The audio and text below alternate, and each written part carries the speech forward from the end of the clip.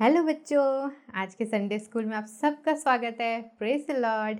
और आज के संडे स्कूल का शुरुआत करने के पहले हम प्रार्थना करेंगे। आइए हम प्रार्थना करें। हालेलुया। धन्यवाद महान जय सामर्थी परमेश्वर, आज के दिन के लिए आपका धन्यवाद। आपका धन्यवाद करते हैं प्रभु कि आप हमारे साथ रहने वाले परमेश्वर है, हमारे अंदर रहने वाले परमेश्वर है प्रभु। सारे बच्चों के लिए जो देख रहे हैं इस प्रोग्राम को, आपका धन्यवाद करते हैं। सारे बच्चों को आपके हाथों में सौंपते हैं। आपका धन्यवाद प्रभु, आप सारे बच्चों के अंदर रहते हैं और उनके साथ रह करके, उनके अंदर रह करके आप अगुवाई करते हैं प्रभु जी। हम आपका धन्यवाद करते जीवित परमेश्वर। आज के संडे स्कूल को पूरी रीति से आपके हाथों में सौंपते हैं। हर एक एक्टिविटीज़ को, हर एक बातों को प्रभु पूरी रीति से आपके हाथों में सौंपते हुए छोटी विनती प्रभु यीशु मसीह के नाम से मांगते हैं, आमीन। तो बच्चों, आज भी हम बाइबल में से एक वर्स याद करेंगे। जैसा लास्ट वीक हमने याद किया था, पिछले हफ्ता हमने याद किया था भजन संहिता 23। और आशा करते हैं आप सब ने भी याद किया होगा अपने अपने घरों में। और आज भी हम याद करेंगे भजन संहिता, उसका 15 अध्याय, उसका 1 और 2 पद। पहले हम ऑस्टीन के द्वारा सुनेंगे, उसके बाद हम याद करेंगे साम्स 15, 1 और 2। आइए हम ऑस्टीन के द्वारा इन वचनों को सुनते हैं। हे परमेश्वर, तेरे तंबू में कौन रहेगा? तेरे पर्वत पर कौन बसने पाएगा? वहाँ जो खराई से चलता, धर्म के काम करता और हृदय से सच कहता है। भजन संहिता 15, 1 और 2, साम्स 15, 1 and 2।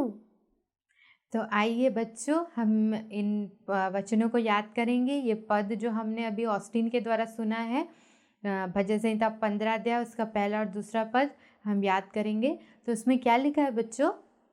हे परमेश्वर, तेरे तंबू में कौन रहेगा? तो यहाँ पर हम देख रहे हैं एक तंबू बना हुआ है, एक टेंट बना हुआ है।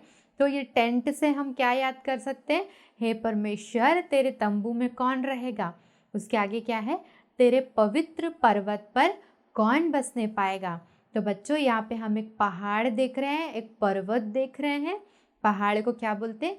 पर्वत भी बोलते हैं, है ना? तो ये क्या है? सिमिलर वर्ड है, समान शब्द है ना? तो तेरे पवित्र पर्वत पर कौन बसने पाएगा? बसने पाएगा यानी कि कौन रहेगा, कौन रहने पाएगा? तो यहाँ पिक्चर में हम एक पहाड़ देख रहे हैं। तो बच्चों, ये पहले पद में 2 क्वेश्चन है, 2 क्वेश्चन मार्क है और 2 क्वेश्चन पूछा गया है। पहले में क्या है?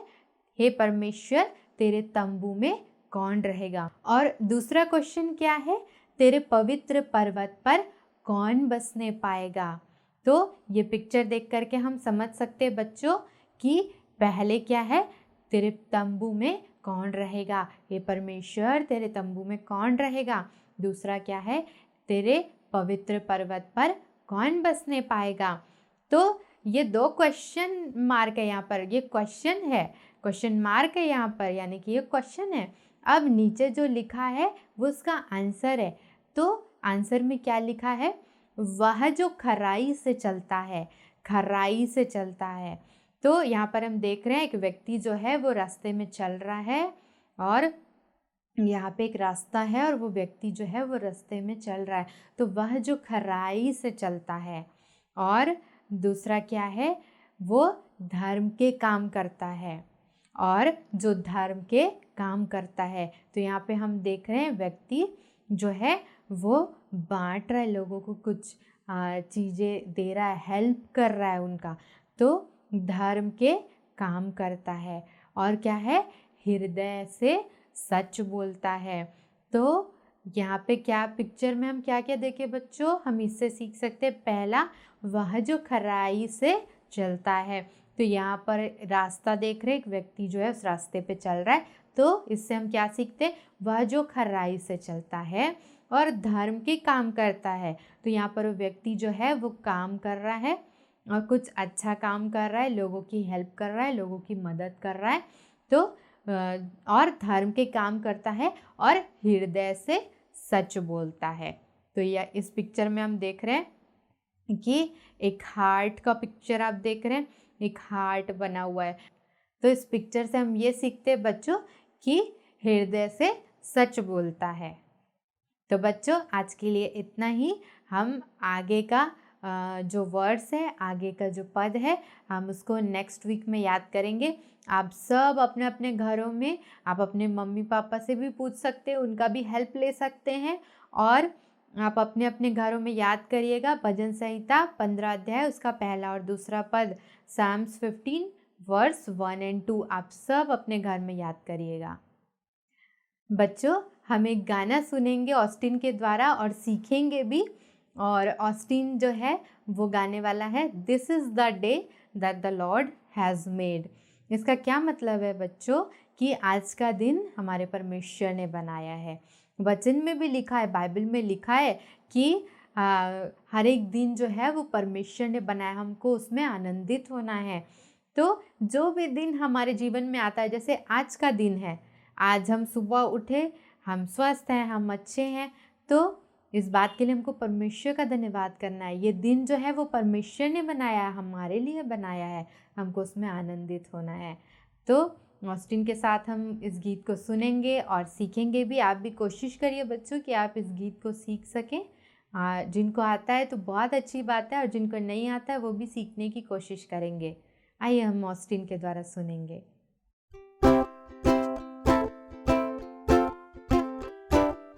This is the day, this is the day that the Lord has made, that the Lord has made.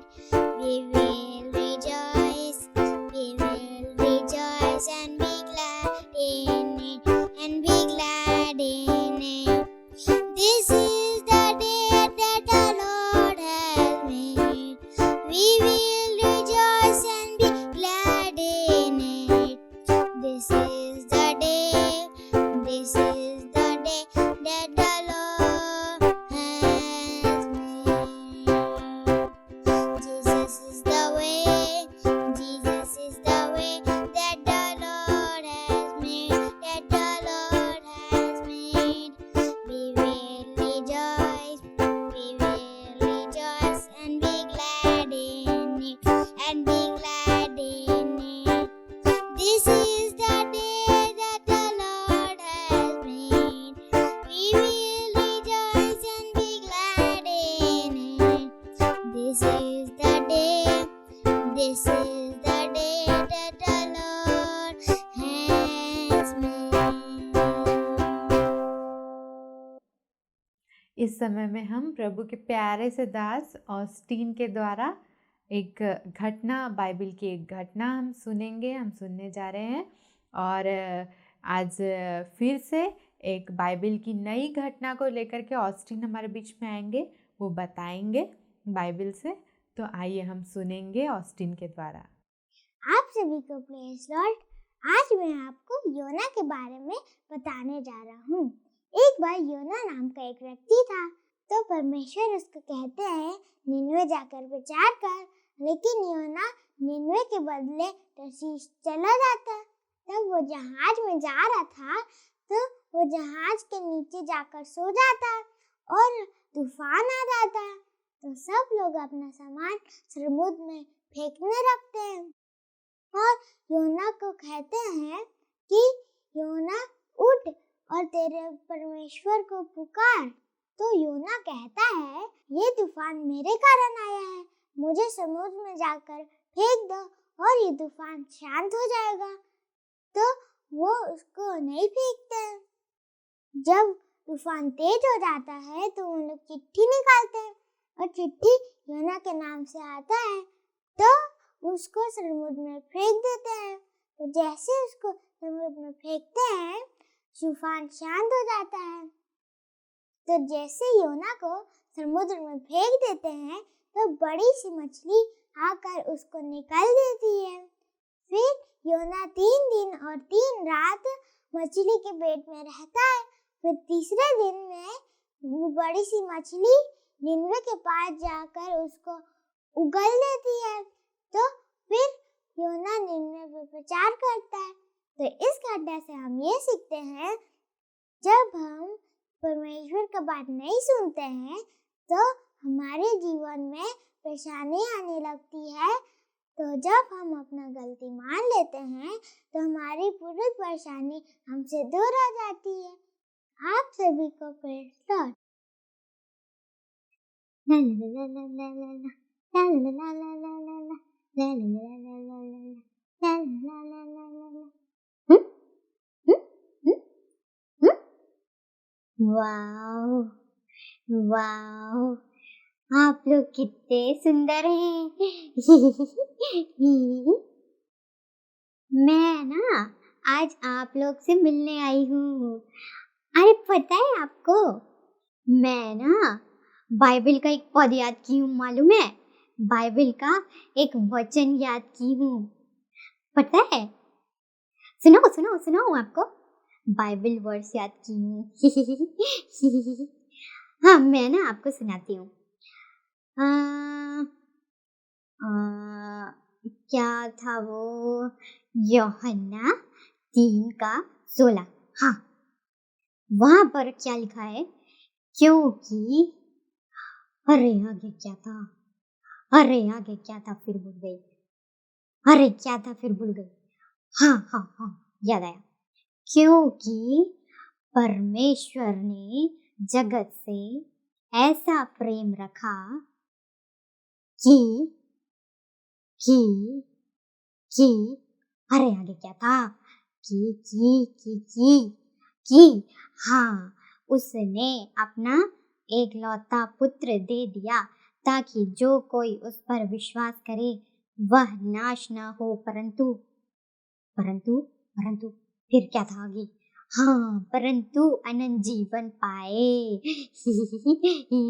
बोल दी ना मैं पूरा, मैं ना भूल जाती हूँ आधा बोलते बोलते, आप मत भूलना मेरी तरह, पूरा पूरा याद करना, मैं भूल जाती हूँ बीच बीच में। तो बच्चों, अरे मैं तो अपना नाम ही बताना भूल गई, मेरा नाम है आशा। तो बच्चों, आज के लिए इतना ही, अगले हफ्ते फिर मिलेंगे। Bye bye. ला ला ला ला ला ला ला, ला ला ला ला ला ला ला, ला ला ला ला ला ला ला। तो बच्चों, अभी का समय जो है वो बहुत ही महत्वपूर्ण समय है, इम्पोर्टेंट समय है। क्यों? क्योंकि हम वचन में से सुनेंगे और सीखेंगे। तो आप सब अपने अपने घर में जब इस प्रोग्राम को देख रहे हैं, आप भी ध्यान से सुनिए आज का वचन कि वचन में क्या लिखा है परमेश्वर के, और हम इन बातों को सुनेंगे और अच्छे से सीखेंगे। तो ये जो हम आज सुनने जा रहे हैं वो पाया जाता है लूका उसका 2 अध्याय और 22 पद से आगे। तो यहाँ पर क्या लिखा है बच्चों, जब मूसा की व्यवस्था के अनुसार उसके शुद्ध होने के दिन पूरे हुए तो वे उसे यरूशलेम में ले गए कि प्रभु के सामने लाएं। जैसे कि प्रभु की व्यवस्था में लिखा है, हर एक पहलौठा प्रभु के लिए पवित्र ठहरेगा, और प्रभु की व्यवस्था के वचन के अनुसार पंडुकों का एक जोड़ा या कबूतर के 2 बच्चे लाकर बलिदान करें। तो बच्चों, इस पिक्चर में हम देख रहे हैं यूसुफ और मरियम जो है वो प्रभु यीशु मसीह को लेकर के जा रहे हैं परमेश्वर के भवन में।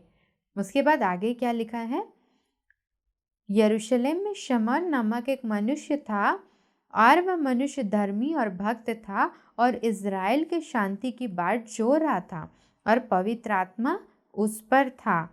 वह पवित्र आत्मा द्वारा उस पर प्रकट हुआ था कि जब तक वह प्रभु के मसीह को देख ना लेगा तब तक मृत्यु को ना देखेगा। वह पवित्र आत्मा के सिखाने से मंदिर में आया, और जब माता पिता उस बालक यीशु को भीतर लाए कि उसके लिए व्यवस्था की रीति के अनुसार करे, तो उसने उसे अपनी गोद में लिया और परमेश्वर का धन्यवाद करके कहा, हे स्वामी, अब तू अपने दास को अपने वचन के अनुसार शांति से विदा करता है, क्योंकि मेरी आंखों ने तेरे उद्धार को देख लिया है, जिसे तूने सब देशों के लोगों के सामने तैयार किया है, कि वह अन्य जातियों को प्रकाश देने के लिए ज्योति और तेरे निज लोग इज़राइल की महिमा हो। तो बच्चों, यहाँ पर आगे के पिक्चर में हम क्या देख रहे हैं कि शमौन नाम का एक व्यक्ति था जो बहुत ही धर्मी और भक्त था, और उसने प्रभु यीशु मसीह और उसकी माता मरियम को और यूसुफ को आते हुए भवन में, परमेश्वर के भवन में आते हुए देखा। और जब वो भवन में आए तब इस पिक्चर में हम क्या देख रहे हैं बच्चों, कि वो प्रभु यीशु मसीह को अपने गोद में ले लिए हैं, है ना। तो यहाँ पर वचन में क्या लिखा हुआ है कि वो मनुष्य धर्मी और भक्त था और इज़राइल की शांति की बाट जो रहा था, और पवित्र आत्मा उस पर था। तो पवित्र आत्मा ने क्या बताया था उस व्यक्ति को, शिमोन को, कि जब तक वो प्रभु यीशु मसीह को देख नहीं लेगा तब तक उसकी मृत्यु नहीं होगी। तो जब प्रभु यीशु मसीह को वो देखता है तो वो बहुत खुश हो जाता है, और प्रभु यीशु मसीह को अपने गोद में, इस पिक्चर में हम क्या देख रहे हो, प्रभु यीशु मसीह को अपने गोद में ले लिया है।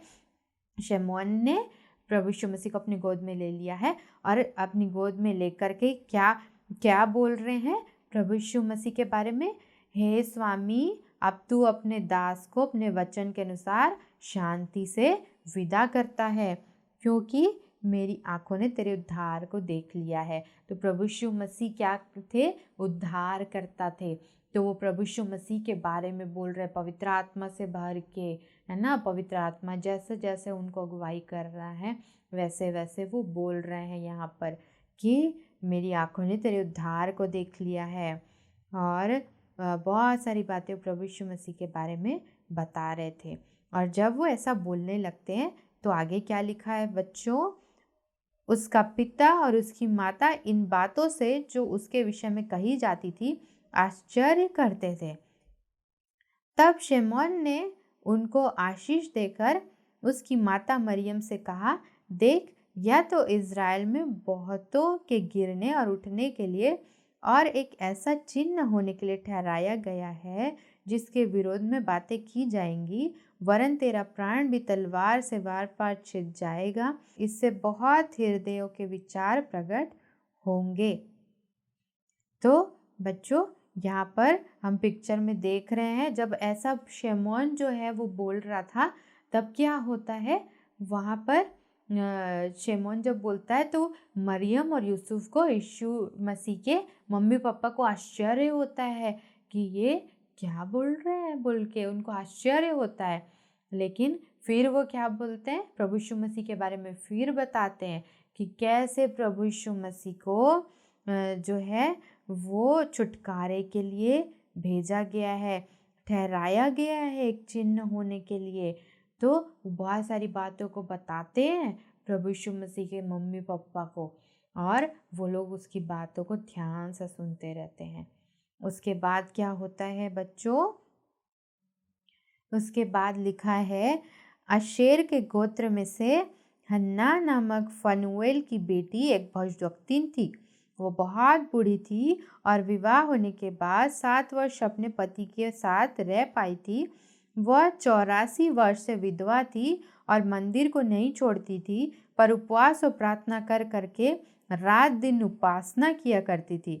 और वह उस घड़ी वहाँ आकर प्रभु का धन्यवाद करने लगी और उन सबों को जो यरूशलेम के छुटकारे की बाट जोहते थे उस बालक के विषय में बातें करने लगी। तो यहाँ पर हम देखते हैं, इस पिक्चर में हम क्या देख रहे हैं कि एक और वहाँ पे एक बूढ़ी स्त्री जो है, जो बहुत ही बुजुर्ग है, वो भी आकर के वहाँ पर खड़ी हुई है। तो उसका नाम क्या था, हन्ना नाम था। तो वो क्या थी, भविष्यवक्तिन थी, प्रोफेटेस थी और नबिया थी। और वहाँ पर आ करके वो भी सब बातों को सुन करके वो परमेश्वर का धन्यवाद करने लगती है, और सब लोगों को जो मंदिर में थे प्रभु यीशु मसीह के बारे में वो बताने लगती है। जैसा हम इस पिक्चर में देख रहे हैं कि वो बहुत खुश हो गई है, और वो भी क्या कर रही थी, यरूशलेम के छुटकारे की बाट जो रही थी। और वो सब लोगों को, जितने लोग मंदिर में थे, सबको प्रभु यीशु मसीह के बारे में बताने लगती है। फिर क्या लिखा है बच्चों, जब वे प्रभु की व्यवस्था के अनुसार सब कुछ पूरा कर चुके तो गलील में अपने नगर नासरत को चले गए। तो इस पिक्चर में हम क्या देख रहे हैं, यूसुफ, मरियम और प्रभु यीशु मसीह फिर से अपने नगर नासरत में वो लौट जाते हैं। उसके बाद क्या लिखा है, और बालक बढ़ता और बलवंत होता और बुद्धि से परिपूर्ण होता गया और परमेश्वर का अनुग्रह उस पर था। तो प्रभु यीशु मसीह वो है जो है वो बढ़ते जाते हैं और भी बढ़ते जाते हैं, और परमेश्वर में वो और भी बढ़ते जाते, बलवंत होते जाते, बुद्धि से परिपूर्ण होते जाते हैं, और परमेश्वर का अनुग्रह प्रभु यीशु मसीह के ऊपर था। तो आज हम इतना ही देखेंगे बच्चों। आगे हम और भी प्रभु यीशु मसीह जब बड़े होते तो क्या होता है उनके साथ, और भी हम सीखेंगे। आज के लिए इतना ही। आइए बच्चों, हम एक छोटी प्रार्थना करेंगे। हालेलुया, धन्यवाद जीवित परमेश्वर, आपका धन्यवाद करते आज के वचन के लिए प्रभु जी। प्रभु यीशु मसीह, आज हमने देखा कि आप कैसे महान परमेश्वर हैं, और आपके जन्म ही से प्रभु बहुत सारी बातें जो भविष्यवाणी हुई थी, सारी बातें वो सब पूरी होती चले गई, और आपने अपने लोगों के ऊपर भी अपने जन्म के बारे में पवित्र आत्मा के द्वारा प्रकट किया था। उन सब बातों को आज हम देखें।